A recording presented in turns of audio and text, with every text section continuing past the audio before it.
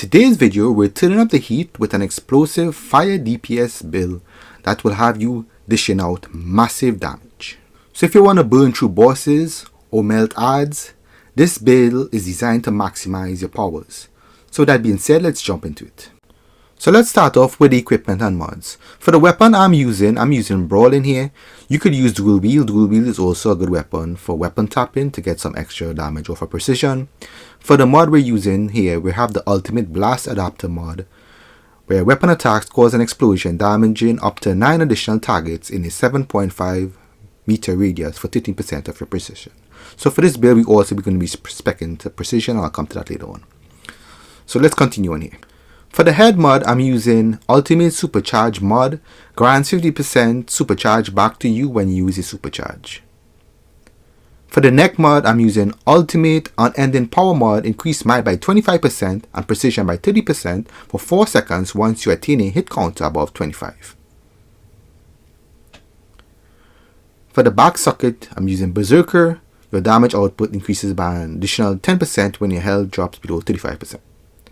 And for the chest, I'm using Penetrating Strikes. Your attacks ignore 2% defense and toughness.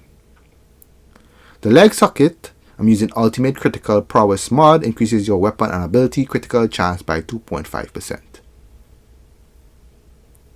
For the feet, I'm using Tumble Master. Your dodge roll is no longer vulnerable to interrupt. You may also tap the movement controls to cancel out of your dodge roll into a combo, so you could dodge attacks. So the hand socket, which is very important for this build, Empowered Channeling.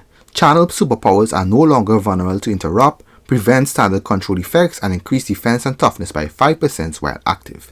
This mod is very important over using max damage. The reason why is because if you get interrupted during your channeling moves, this will mess up the rotation. Also, I'm using the Omega Totality artifact, and with the Omega Totality artifact, you get Omega Beam, which does a lot of damage on AoE, and if it's interrupted, you can actually lose a lot of damage. That's why the Empower Channel is very important, and I'll come to that later on when I start talking about it. So for the cola here, I'm using the Bottle City Soda here. Give us that extra percentage of might there when you use it. Like you see there, 1% might. Moving on here, this is the utility belt here. I have the magic supply drop, your basic stuff, you know. Magic supply drop that boosts your damage, give back some power. Then we have the pet trinket to do some extra damage, tier 3. The damage trinket here increases your might and precision. It's going to help out with the build since I'm using might and precision as using my powers and weapon attacks. This is going to help out a lot. Give us that extra boost. And then we have, for the last here, we have the Zeus Heavenly Lightning Amulet Trinket, which is the orbital. You can use any orbital, doesn't even matter, you know, it's just cosmetic, just for looks. So for the affinity mod bonuses, I have type A mod here and type B, which boosts the might by 1% each, so that's 2% when you have the 6 pieces of elite gear. So 2 pieces for the first one, we're going to give it 1%, and 4 pieces for the second one, type B, to give us an next 1%, so that's 6 pieces total. And the type C and type D, that's more for tanking, so just ignore those. So these are the artifacts I'm using for the Aoe/Hybrid build, and you want to have them set up exactly like this. For the first slot, we have the Omega Totality artifact. It grants the ability Omega Beams. It's a finisher. It's vulnerable to interrupt. Remember I said before, the Empower Channel is very good for that. Unleash the power of the Omega Totality, causing damage. If the target is below 35% health, the attack deals extra damage. Cooldown 8 seconds, power cost 200. Embrace Finality, using superpowers and empowers your next use of Omega Beams. 2 superpowers, damage increase by 30%. 4 superpowers, channel time decrease by 50%. 6 superpowers, explodes at the end of the channel, dealing 25% extra damage to nearby enemies. 8 superpowers, finisher damage increased by 25%, and 10 superpowers, Omega Beam hits all enemies near the target within 10 meters for the full duration. You want to get 10 superpowers every single time in order to get the full benefits from the Omega Beam, and I'll demonstrate how I do this later on when I get to the loadout. So let's move on here to the next artifact so I can talk about this a little. I'm not really going in too much detail about this artifact because it's been out for a while and nearly everybody know about these artifacts, the transformation and the strategist. The strategist card, you get tactical advantage here every time you achieve a critical hit on a target, and it works in synergy with the transformation card. Gain 20% critical chance and 30% critical magnitude on attacks and heals. So the more criticals you get, the strategists have a chance of proccing, and normally some like white numbers you see over the odds or whatever. Those are the strategist card proccing, those extra damage. You have the transformation card procs and you get those crits. You get the strategist card to also proc sometimes, but it's random. Strategist card does very good with fire, since fire has a lot of dots and so on. You could also use the Ebon artifact, but that artifact, it involves a lot of swapping if you want to maximize your damage, especially when you're using the Omega Beam channeling move. You need to swap out the Ebon in order to get the full benefits of it. So continuing here, these are the artifacts I'm going to be swapping out with the transformation here. These are the swap artifacts through some extra damage. This is where if you're a fan of swapping artifacts, you can get some extra damage off of these, and this is how you maximize your damage also. Quick demonstration of swapping. Swap the decking scepter, hit the orbital. Swap the Piper Flute when you're ready to hit the Supercharge. Use 1 power, then you're going to swap to the EUG artifact, then hit the Supercharge to get the proc from the EUG and the Piper Flute. Then when you finish with the orange circle is not active anymore, you swap back to the transformation card. So those are the artifacts that I swapped there. I'll come to that later on in Loadout and show you guys how I swap when I use the Fireball Barrage Supercharge. So these are the allies I'm using for the Aoe/Hybrid build. I'm using Cyborg for the combat ally. This is the one I could afford. If you could afford something more expensive, like Shazam, and there are others also, whatever you could afford, you get it. This is what I'm using at the moment though.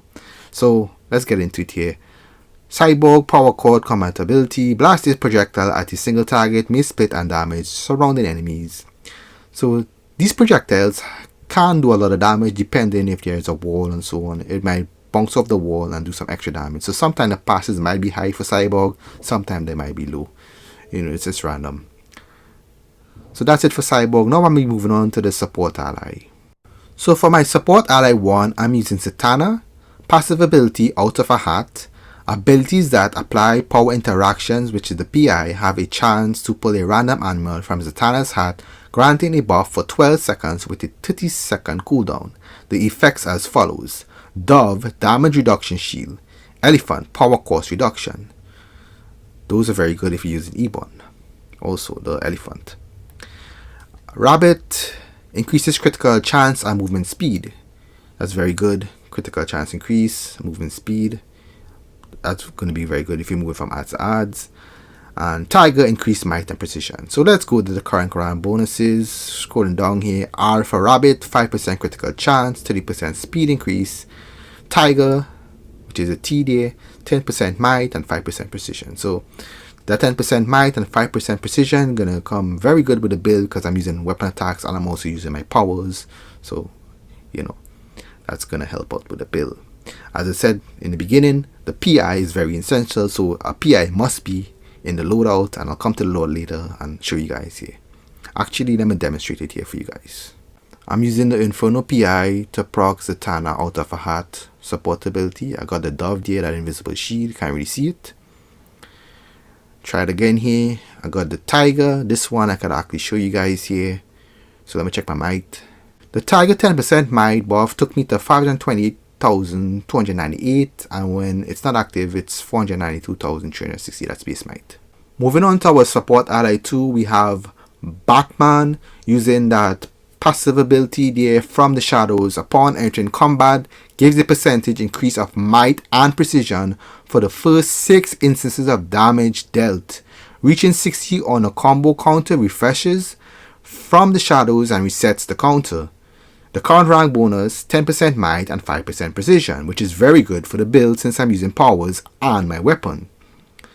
Alright, so let me demonstrate real quick here how the From the Shadows passive ability actually works. So first, let me show you guys my base might here. 492,360, that's the base might. Let me double check to make sure I'm not buff. Okay, current effects, nothing. Do a weapon attack. See those bats on me? Might increase here, 520,298. That's out of the shadows there, the buff is active. So once you enter combat, the buff is going to be active immediately. And after you hit 6 powers, 6 moves in your loadout, it's going to deactivate if you come out of combat. So come out of combat here, the bats disappear, check the might again, it's back to base. Entering back combat here again, tap weapon, bats on me again, it's active. 520,298. So for moving from ads, from one set of ads to the next, you're going to constantly get that might buff. Constantly. So this is a demonstration for reaching 60 hits on the combo counter.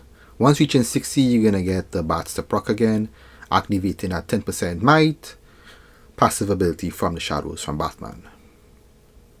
So these are the augments I'm using at the moment for the current episode. The Mighty Magic Tomb, giving me 3% might, power and weaponization rating, while in the Day of Reckoning content.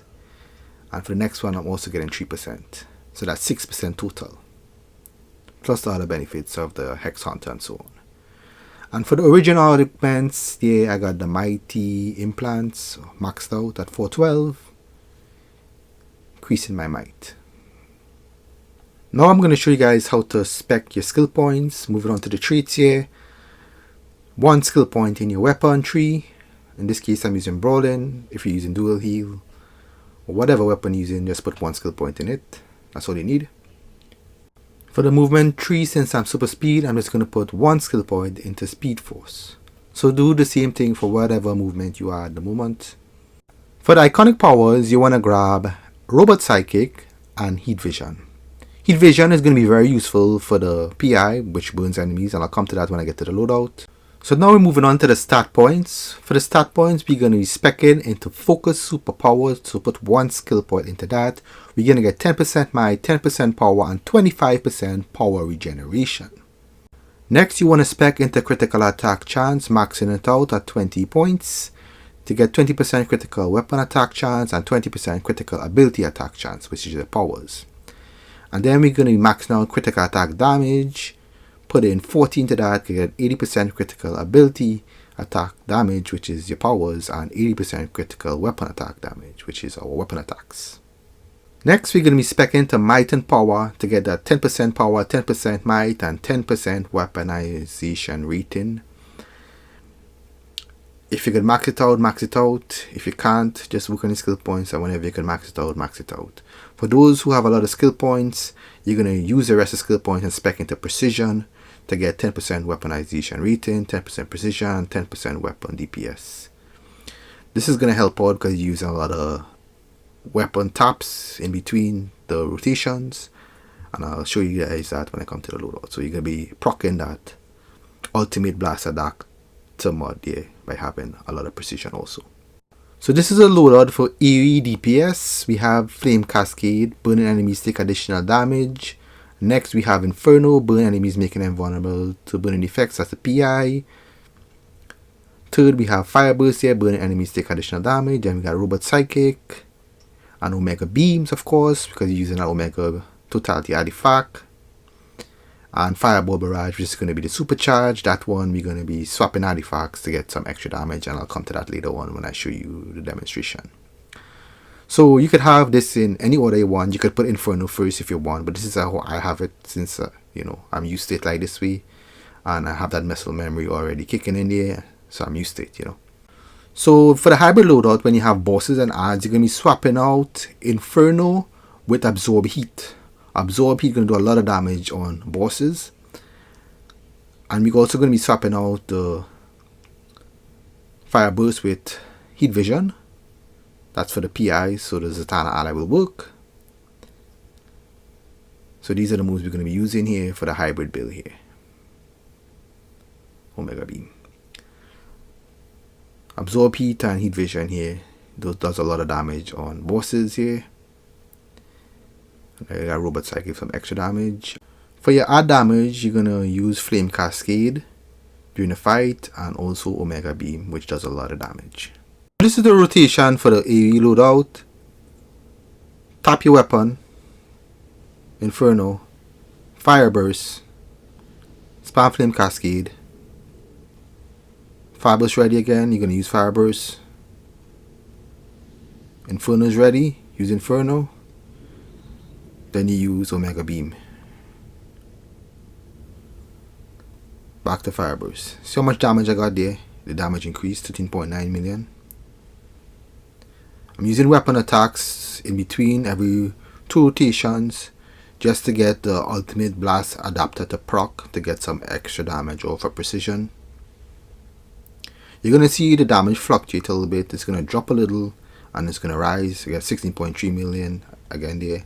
Every time you use the Omega Beam, the damage is going to increase. If you do this loadout perfectly, you could have high damage back to back. It's going to take me a while to master the loadout since I just created this loadout. Eventually I'll master it. It's going to take me some time, but eventually when I get that muscle memory down, you know, I'll master it. So with the Omega Beam, you want to get it to when it's yellow there, then use it to get the maximum benefits from it. You're going to hit every ad close state, and the damage do not split, so it's a lot of damage you're going to get, as you can see there. I got back-to-back high damage for those 3 passes there, 16, 11, and 9.6 mil. So I'm getting better at the loadout, you know. You get really high passes back-to-back, 16 mil again, that's 4 passes.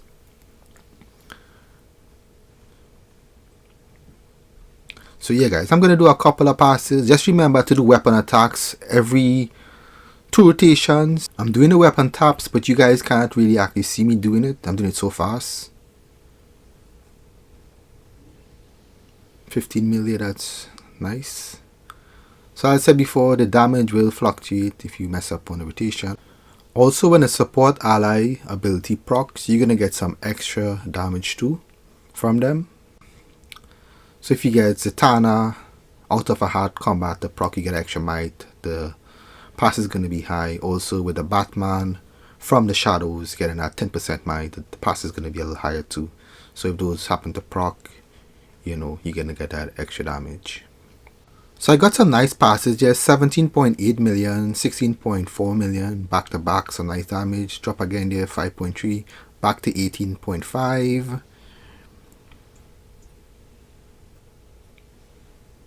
And this is the last pass here, 16.7. So now I'm going to demonstrate how to use the hybrid loadout for 5 DPS in. These passes are not going to count. So we're going to start off with the weapon attack to get that ultimate monster proc there, then heat vision to activate the Zatanna, absorb heat, flame cascade, heat vision again, back into absorb heat. When ads spawn, you want to spam flame cascade. Use the Omega when there's a lot of ads to take out the ads, get a lot of damage from it. And back into heat vision on the boss when the ads die.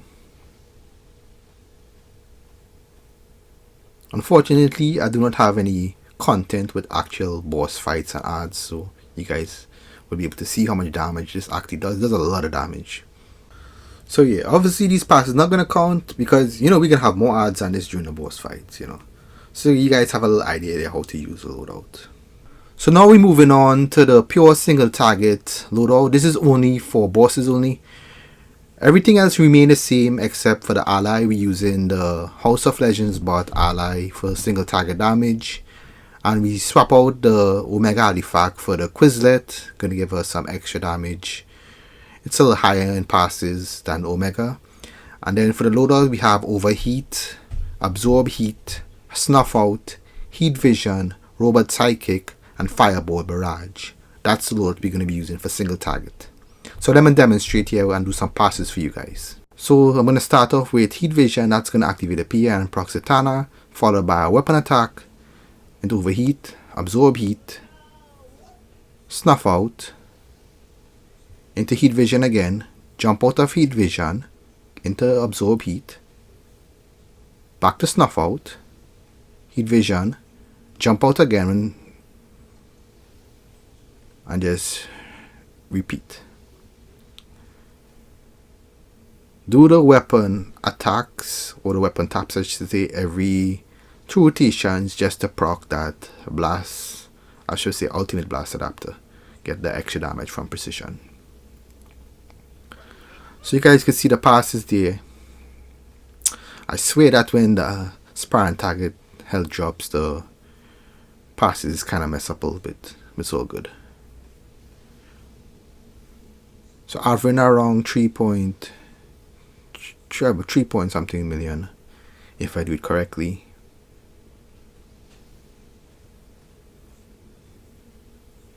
When the allies proc, damage is going to increase if I get a good proc from the support abilities. If I get the might proc, that's actually going to increase a lot of damage.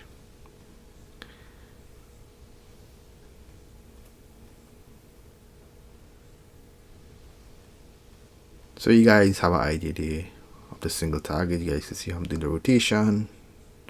It's pretty easy rotation. Also, as I said before, the empowered channeling prevents you from getting knocked out of your moves. That way, that doesn't mess up the rotation and your moves are on cooldown. You always have move to use. It always will have one move to use. So empowered channeling is very important for that hand mod, especially with fire DPSing and using the Omega Totality artifact. So I'm going to do a couple of passes here, guys, and after that I'll demonstrate how to swap the artifacts and use the Fireball Barrage in the loadout. So these are the average passes here. 2.7 million being the lowest and 3.9 million being the highest. Mostly we got in the 3 million, so that's pretty good for single target. 3 million above. Now I'm going to show you guys artifact swapping. This is how you maximize your damage. First I'm going to be swapping the Dead King Scepter. I'm going to try to do it slow. Swap the Dead King Scepter. Then we're going to hit the Orbital, Saturation, swap in the Piper Flute, use 2 moves in your loadout, then swap the EUG and use your Supercharge, which is Fireball Barrage, and you get the EUG to proc and the Piper Flute to proc, which is going to give you a lot of extra damage. You see the damage increase to 5 million there on single target, which is, you know, alright. So that's a little demonstration there of swapping artifacts, guys. So that's it for the video, guys. If you guys found this video very helpful, please give it a thumbs up, share it to your friends, and subscribe to the channel for more. Also, guys, if you guys are interested, check out some of my videos here on end screen. Thanks so much for watching, and I'll see you guys in my next one. You guys take care.